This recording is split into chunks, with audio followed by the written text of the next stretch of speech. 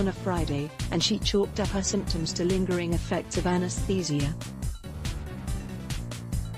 On Saturday, the San Marcos, California, woman wondered if she had contracted a killer flu or urinary tract infection. The next day, she couldn't get out of bed. By Monday, it was almost as if her body had been beaten with a baseball bat, she recalls. It felt like what you imagine dying feels like, says Damer, 53, a retired flight attendant.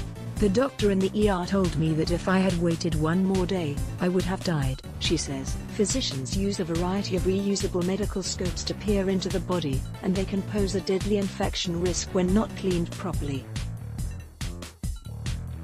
Complicated scopes called duodenoscopes, used to inspect and treat problems in the bile and pancreatic ducts, have been linked to at least 35 deaths in the U.S. since 2013, including 3 at the UCLA Ronald Reagan Medical Center. But less complex scopes also pose contamination risks, and they're used on far more people. Each year in the United States, doctors perform more than 15 million colonoscopies and 7 million endoscopies of the upper GI tract. 2 recent studies underscore the threat. A paper published in March found that 71% of reusable medical scopes deemed ready for use on patients tested positive for bacteria at 3 major U.S. hospitals. Then a study concluded that infection rates are far higher than previously believed after colonoscopies and upper GI endoscopies. For instance, the infection rate within 7 days of a routine colonoscopy at an outpatient surgery center is roughly 1 in 1,000, the Johns Hopkins University study determined. It was previously thought to be about 1 in a million.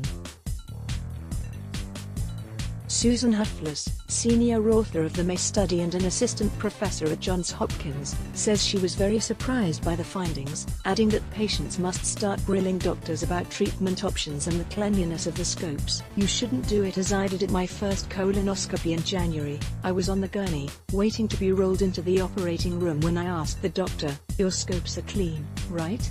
You can guess what he said.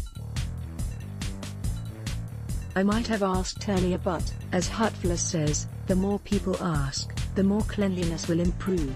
No matter which scope procedure your doctor recommends, start by applying a risk-benefit analysis to your situation, experts say. In case of colonoscopies, which can detect colon cancer, many experts believe the benefit outweighs the risk of infection.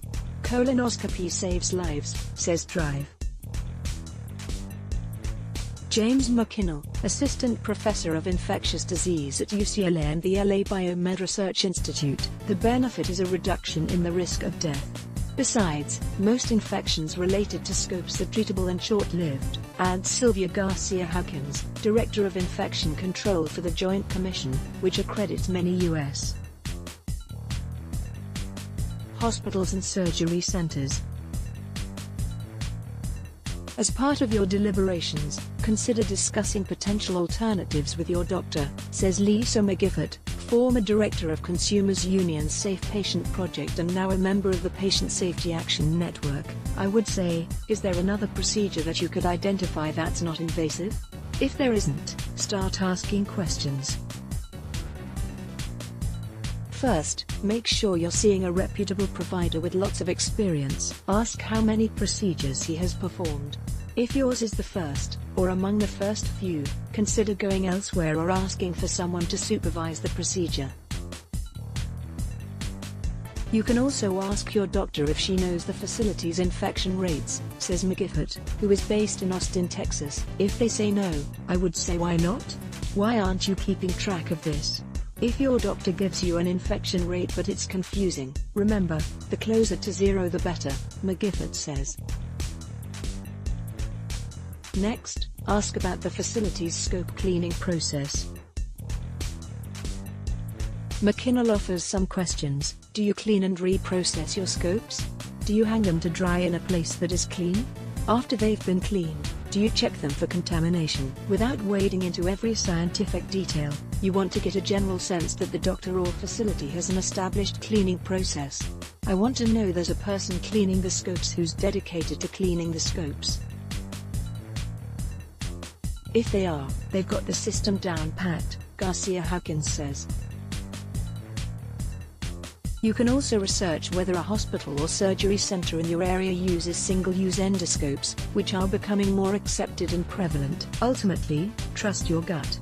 If you don't feel comfortable and those alarms are going off, you need to stop the bus, Garcia Hawkins says. You just have to do it. Damer agrees.